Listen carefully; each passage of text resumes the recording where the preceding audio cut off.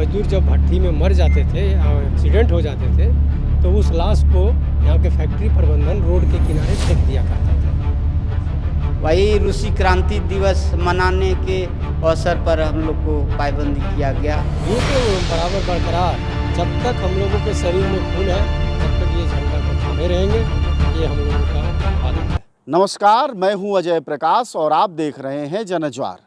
झारखंड के गिरिडीह जिले में मजदूर संगठन समिति को 2017 में प्रतिबंधित कर दिया गया। यह गिरिडीह के चतरो चौराहे पर है। हमारे पीछे यह कार्यालय है और उसके कार्यकर्ता खड़े हैं। इस संगठन को माओवादियों का मुख्य संगठन बताकर या माओवादियों से जुड़े होने का बताकर 5 साल पहले प्रतिबंधित कर दिया गया था। उसके बाद अब जनवरी में इस संगठन को मुक्त कर दिया गया है, प्रतिबंध हटा दिया गया है।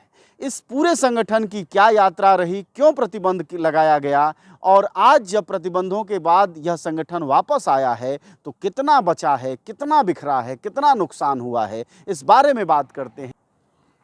ये बताइएगा, आप इस संगठन से जुड़े हुए हैं, प्रतिबंध क्यों लगाया गया था, क्या कहा गया? प्रतिबंध लगाया गया कि हम लोग 2017 में रूसी क्रांति दिवस मनाने के लिए पूरे झारखंड में 100वां वर्ष मनाने की तैयारी कर रहे थे और तैयारी पूरे झारखंड में करीबन 24 जगह हम लोग मनाने का तैयारी किए हुए थे और उसको लेकर के रूसी क्रांति दिवस के लेकर के ऊपर से बीजेपी सरकार रघुवर दास मुख्यमंत्री थे, वो हम लोगों को रूसी क्रांति दिवस नहीं मनाने दे रहे थे। कहीं भी हम लोग कार्यक्रम लेते थे तो वहाँ पुलिस भर करके, रांची में लिए वहाँ भी पुलिस भर करके, इसी जगह की वजह से इसी जगह की वजह से प्रतिबंध का काम चालू किया। उस दिन आप लोग, क्या तारीख थी वो था 7 नवंबर 2017। 7 नवंबर 2017। प्रतिबंध कब लगाया गया? तभी 2017 में। हाँ, उसी दिन। हाँ, 22 नवंबर 2017 को प्रतिबंध लगाया। प्रतिबंध जब लगा रही थी सरकार तो कारण क्या बताई? कारण बताया कि वही माओवादी का फ्रंट है, यही बोल के बताया। लेकिन इसमें और कुछ का कारण था। ये लोग फैक्ट्री वाले जितना है तो सरकार को पूरा सहयोग किया, हमारा संगठन को। मतलब ये है कि फैक्ट्रियां जो ये आसपास के इलाके में चल रही हैं उनके दबाव में, तो आप लोगों से फैक्ट्रियों की क्या दुश्मनी है? क्या आप लोग वसूली करते थे? नहीं, हम लोग वसूली वगैरह नहीं करते हैं। मजदूरों को, जैसे डेली वेजेज मजदूर है, उनका मांग हम लोग रखते हैं। ये मांग करते हैं कि नहीं, मजदूरों को सही मजदूरी रेट होना चाहिए, और लेकिन इसका कोई ध्यान नहीं। यहाँ तक कि जो फैक्ट्री में काम करने वाले मजदूर है उसका परिचय पत्र भी ये लोग नहीं देता है, पीएफ वगैरह नहीं कटाता है। इसके विषय हम लोग रैली जुलूस कानूनी तौर तरीका पर हम लोग करते हैं, कभी गेट जाम करते हैं। पहले जब मजदूर संगठन समिति 2002 के पहले यहाँ नहीं था तो मजदूर जब भट्टी में मर जाते थे या एक्सीडेंट हो जाते थे तो उस लाश को यहाँ के फैक्ट्री प्रबंधन रोड के किनारे फेंक दिया करता था। रोड के किनारे? रोड के किनारे, माने पशु की तरह रोड के किनारे फेंक दिया करता था। मजदूर संगठन समिति 2003 में जब आया तो यहाँ से 5 किलोमीटर दूर में अजीडी मोड़ है, वहाँ 5 गो लाश फेंका हुआ था 5 मई 2003 को। मतलब सरेआम 5 लाशें सड़क पर मजदूरों की फेंकी हुई थी। वह किन कंपनियों की थी? वो तो हम लोगों को पता नहीं चला, लेकिन बाद में जांच पड़ताल में वो शिवम फैक्ट्री का था मजदूर, और शिवम फैक्ट्री में ही हादसा हुआ था, भट्टी लीक हुआ था और वहीं का मजदूर वहाँ फेंका हुआ था। उसके लेकर के हम लोग बहुत उग्र आंदोलन किए थे, रोड जाम किए थे, जिसके बाद वो मजदूरों को मुआवजा मिला था। और उस दिन से यहाँ तमाम मजदूरों को मजदूर संगठन समिति के मार्फत दुर्घटनाग्रस्त मजदूरों को मुआवजा मिलने लगा। 13 लाख 14 लाख तक। अभी हाल में ही शिवम फैक्ट्री में एक मजदूर जब मरा तो उसको 22 लाख तक हम लोग पेमेंट दिलाने का कोशिश किए। आइए जरा इनसे मिलते हैं। आप यहाँ गिरिडीह मजदूर संगठन समिति के अध्यक्ष हैं, तो जब प्रतिबंध लगाया गया तो सरकार ने किया क्या? आपके संगठन में ताला लगा दिया इस दफ्तर में, और क्या किया? यहाँ जो है सो वो सील कर दिया गया पुलिस से आकर के। आप ऑफिस को खोल नहीं सकते हैं, ऑफिस से आप जैसे तैसे बंद रहेगा, हम सील मार दिए। ये हम लोगों का भी नहीं कुछ बोला, नहीं कुछ किया, अपने आप आस करके। बात है कि अभी जो सील मारा है उस समय से भी बंद है। हम लोग इससे कभी काम काज कुछ नहीं कर पा रहे हैं। हम लोग दूसरी ऑफिस में अपना जो कार्यवाही है वहाँ शुरू करते हैं।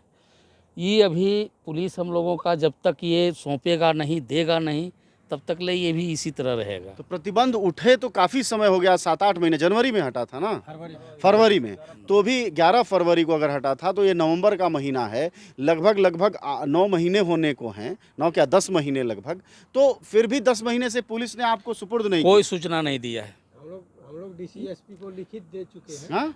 डीसीएसपी को लिखित दे चुके हैं हम लोग कि हम लोगों का कार्यालय वापस किया जाए, लेकिन उधर से किसी भी तरह का कोई हस्तक्षेप नहीं आया। जिस समय प्रतिबंध किया उस समय गांव में जो है सो एक खौफ का माहौल पैदा किया गया।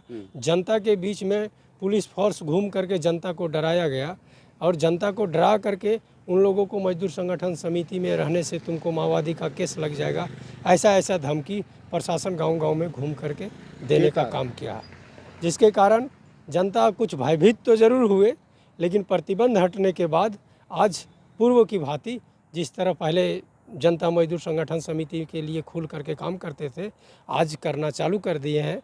करीबन है कि गांव से कुछ मजदूर यहाँ स्थानीय मजदूरों को काम नहीं मिलने के वजह से यहाँ से काफ़ी संख्या में, हज़ारों हज़ार की संख्या में उड़ीसा, पंजाब, कर्नाटक, केरला, बम्बई, सूरत, ये सभी जगह यहाँ से मजदूर पलायन कर गए हैं, जिसके कारण यहाँ के फैक्ट्री के प्रबंधन को काफ़ी मनमाना बढ़ गया है।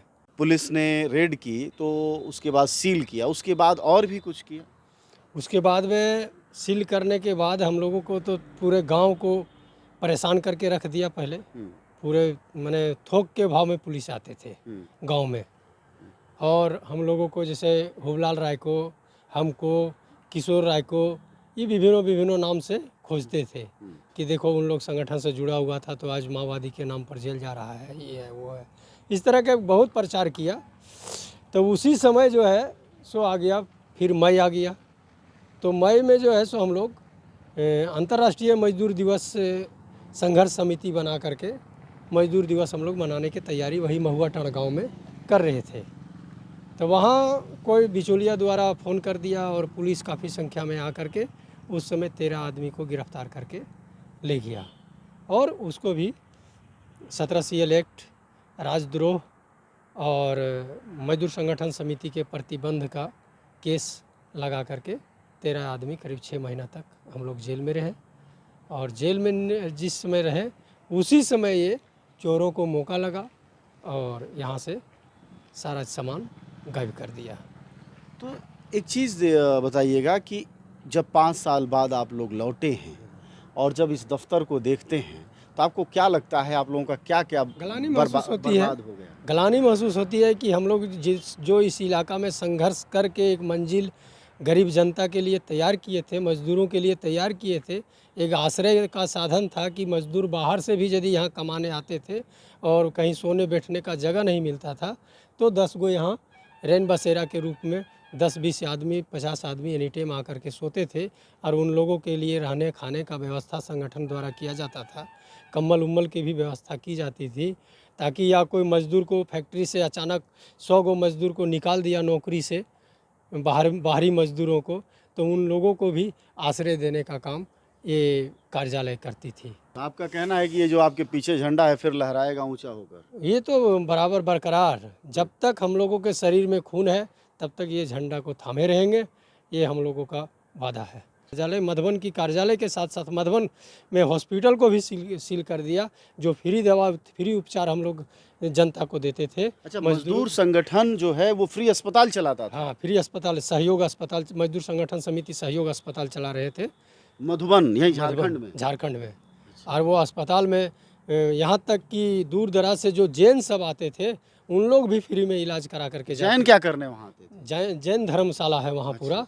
तो जैन सब भी जो बम्बई, दिल्ली, मद्रास से या विदेश से भी आते थे उन लोग भी फ्री इलाज करा करके जाते थे, और उसका मजदूरों का 10 रुपया संघर्ष कोर्स ले करके उस हॉस्पिटल को हम लोग चला रहे थे। 10 रुपये में इलाज करते हैं? 10 रुपया भी नहीं लेते थे। 10 रुपया डोली मजदूर जो पहाड़ पर जाते थे उन लोग चंदा लेते थे, उससे 10 रुपया हम लोग चंदा लेते थे, और उस पैसा से जो उस हॉस्पिटल को भी निर्माण किया गया था और हॉस्पिटल को भी संचालन कर रहे थे। डॉक्टर पंजाब से हम लोग लाए हुए थे, डॉक्टर भी वहाँ रहते थे, नर्स भी रहते थे और कंपाउंडर भी रहते थे। और हॉस्पिटल बहुत ही 10 बेड का हॉस्पिटल हम लोग बनाए थे, जो नामी विख्यात होते जा रहा था। ये सारे चीज़ जो है सो यहाँ के पूंजीपतियों और व्यवस्था को खटका। आइए जरा अंदर चलते हैं कि मजदूर संगठन समिति का यह दफ्तर 2017 के बाद से किन हालातों में है। यहाँ लगभग भूतखाना हो गया है और यह कभी ऑफिस रहा होगा इनका, लेकिन आप देखिए कि कोई भी सामान बचा नहीं है। ये क्या यहाँ कुर्सी टेबल कुछ भी नहीं था क्या? ये सब खाली था? यहाँ करीबन अध्यक्ष के बैठने के लिए एक स्टैंडर्ड कुर्सी था और कार्यकर्ता के बैठने के लिए भी 10-12 ठो स्टैंडर्ड कुर्सी था। बड़े सा टेबल सनमाइका से बना हुआ था और 2 ठो अलमीरा था फाइल रखने के लिए। और इस दीवार पर पूरा मार्क्स, एंगल्स, लेनिन, स्टालिन का बड़े बड़े फ़ोटो लगे हुए थे और ऑफिस बहुत ही सुनियोजित ढंग से सजा करके बनाया गया था। ये सब चीज़ें गई कहाँ? ये सब चीज़ें प्रशासन जो सील की, उस समय हम लोगों को कोई जानकारी नहीं दिया। जानकारी नहीं देने की वजह से यहाँ चोरी हो गया है और करीबन 2 लाख से भी ऊपर का सामान चोरी हो गया। ये तो ऑफिस पूरा खंडहर दिख रहा है 5 वर्षों में। ये कमरे अंधेरे, इसमें पूरा मजदूरों को खाने पीने का व्यवस्था रहता था। अच्छा ये हाँ, पूरे मजदूरों अच्छा, का जो खाने, मजदूर आप लोगों के संगठन से आते थे या कोई कार्यक्रम हो रहा है या कोई गरीब आदमी की लड़की की शादी हुई अच्छा तो उन लोगों को दान के लिए चावल कुछ स्टॉक रखा करते थे। अच्छा, गरीब लड़की की शादी को भी आप लोग थोड़ा बहुत मदद करते कोऑपरेट करते थे। हम लोग आपस में ही 100-200 चंदा करके 5,000 10,000 गरीब बच्ची का और ये बड़े हॉल की क्या ये हॉल उपयोगिता थी? मीटिंग हॉल के रूप में इसको इस्तेमाल किया करते थे। इसमें भी चारों तरफ दीवार में marks, angles, Lenin, Stalin, Bhagat Singh, Chandrashekhar Azad, मैंने तमाम शहीदों के जो समाजवाद लाना चाहते थे वैसे वैसे कार्यकर्ता के तमाम फ़ोटो लगे हुए थे दीवार में और बहुत ही सजा करके कार्यालय को बनाया गया था।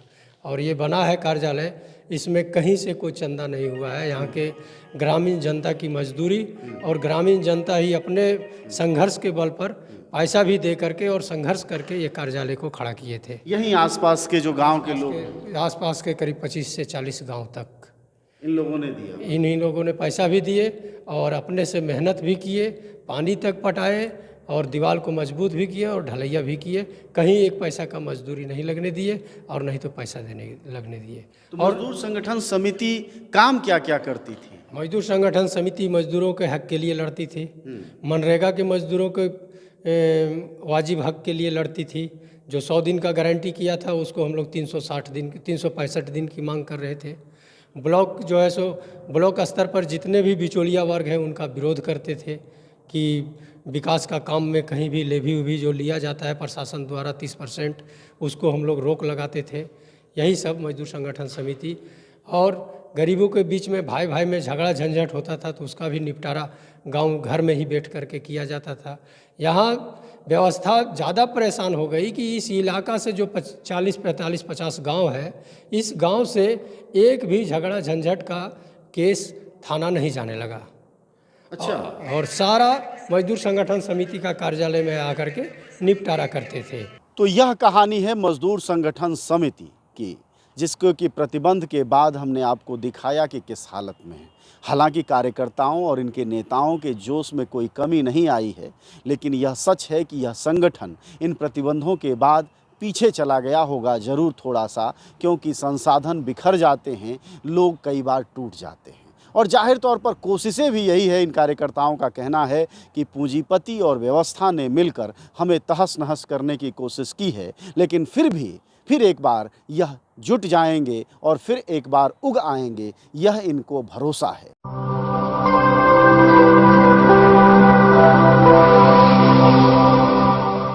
जनज्वार, जनता की